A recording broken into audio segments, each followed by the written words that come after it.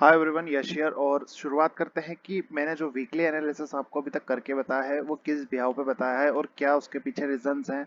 कैसे मैंने direct in US market को प्रिडिक्ट किया कि भैया इतना बड़ा गैप अप ले सकता है मार्केट। अभी फिलहाल कोई बहुत बड़ा gap up SGX gift Nifty की तरफ से देखने को नहीं मिला है, लेकिन डाउ जोन्स वगैरह अच्छे पॉजिटिव क्लोजिंग दी है 1% के अराउंड। ठीक है, इतने बड़े इवेंट को भी मैंने प्रेडिक्ट करके ये बोला कि वो गैप अप में ही कंसिडर किया जाएगा और ऐड नहीं होगा। ठीक है, और ये सारी बातें यहाँ पे इस वीडियो में है। बात, कॉल में पैसा लगा है आपका, पूरा देखना क्यों मार्केट एक बड़ा गैप अप ले सकती है। जिस समय मार्केट सारे लाल हैं, इवन हम रेड में क्लोज हुए हैं, उस समय भी यश शर्मा ये बात बोलता है कि मार्केट गैप अप ले सकती है। ठीक है, ये बात मैंने अभी भी कही है और अभी मंडे हुआ नहीं है कि गैप अप ले ही लिया है। ठीक है, अभी फिलहाल हम ग्रीन में है, हमें ये समझ आता है कि हमारा एसजीएक्स 42 पॉइंट्स के आसपास ग्रीन क्लोज करा है। अब मैं बताता हूँ आपको कि यहाँ पे जो रिटेलर को सोचवाने के लिए, मतलब उसकी जो बुद्धि पे कष्ट दिया जा रहा है वो यही दिया जा रहा है कि वो बेचारा यही सोचे कि ये ब्रेकडाउन है। ठीक है, अब वो उसे जब तक ब्रेकडाउन कंसिडर करेगा, यहाँ पे मंडे में अगर मान लो इसी के पास में खुल जाता है हल्का फुल्का रेड, वो बेचारा यहाँ पे फिर पुट खरीदेगा। उसको क्या लगेगा कि डायरेक्ट अब तो हम नीचे ही जा रहे हैं।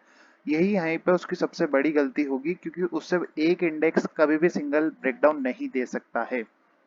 ठीक है, यहाँ पे इसकी क्लोजिंग जो है मेरे लिए बहुत ही कंफर्टेबल है, मतलब निफ्टी बैंक की। इसको देख के ही मैं बहुत कुछ बता सकता हूँ, बट वो सब एक प्रीमियम कंटेंट रहेगा, तो मैं यहाँ पे वो उनके लिए एक अलग से एप्लीकेशन डेवलप करा के उन पे लाऊंगा। लेकिन यहाँ पे ये साफ दिखता है, स्टिल मैं यही कहूंगा मार्केट ऊपर को ही निकलेगा। ये ग्रीन मार्केट तो अभी हुआ है। ठीक है, लेकिन मंडे को आपको किन लेवल्स को और किन इंडेक्स को ध्यान में रखना है, किसे वॉच करना है, आओ शुरुआत करते हैं।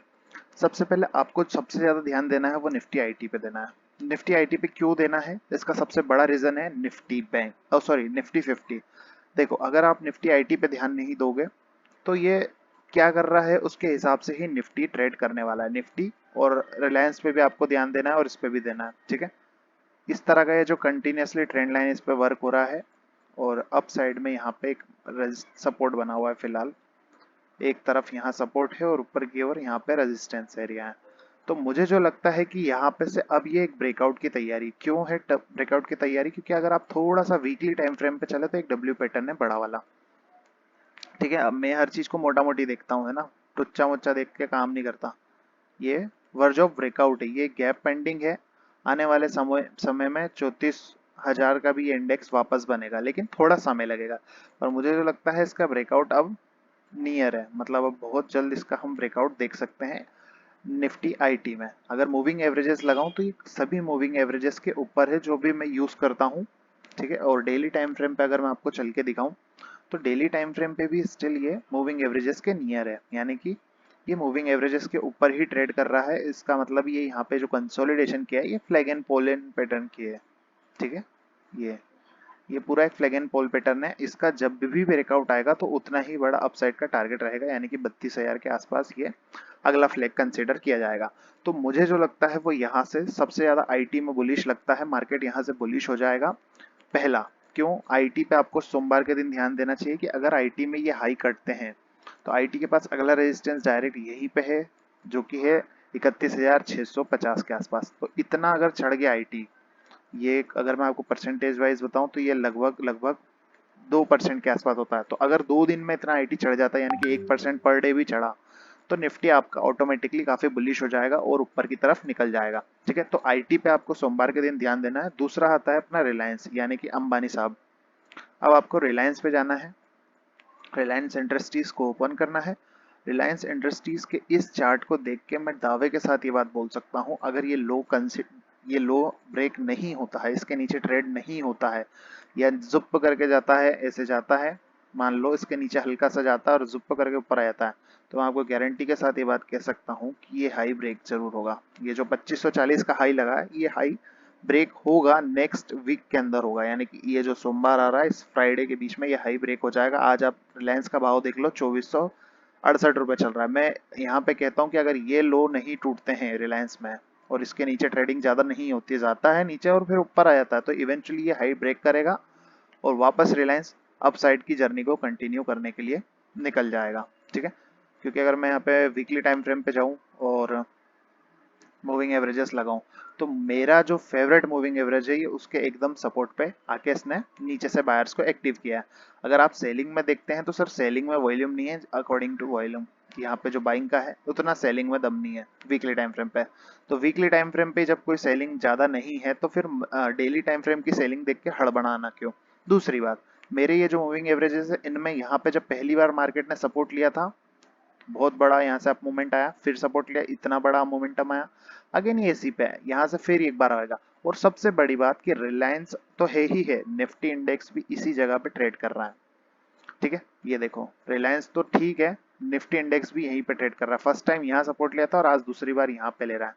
तो मेरे मूविंग एवरेजेस का सेटअप है कुछ उसके हिसाब से, बहुत ही प्यारी जगह पे खड़ा है मार्केट, यहाँ सिर्फ ट्रेड के ट्रैप करने के और कुछ नहीं करेगा। ठीक है, तो जब तक इन लोज के नीचे मार्केट जाता नहीं है, क्लोजिंग नहीं देता, तब तक तो फिलहाल कोई डरने वाली बात नहीं और वीडियो एजुकेशनल के पर्पस पे है। तो बाय सेल का कोई रिकमेंडेशन है नहीं।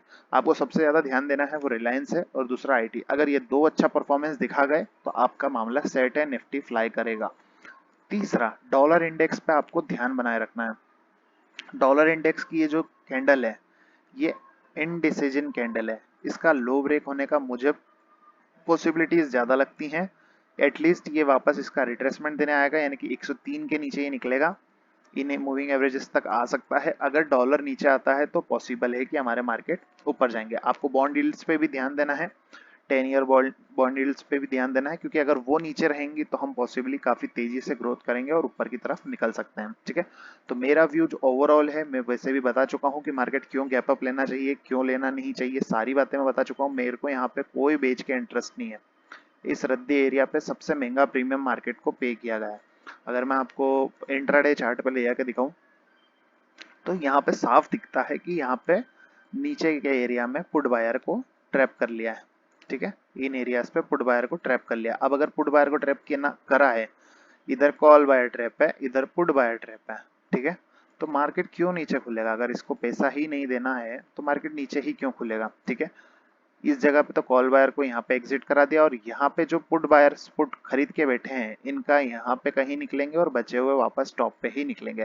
तो निफ्टी अगर मान के चलो कि 1 से 2 दिन यानी मंगलवार से बुधवार, सॉरी सोमवार से मंगलवार या बुधवार के आसपास तक अगर 19,500 के ऊपर क्लोजिंग देना शुरू कर देता है तो मैं आपको कहूंगा कि 19,700 तक निफ्टी बिना रुके दौड़ सकता है।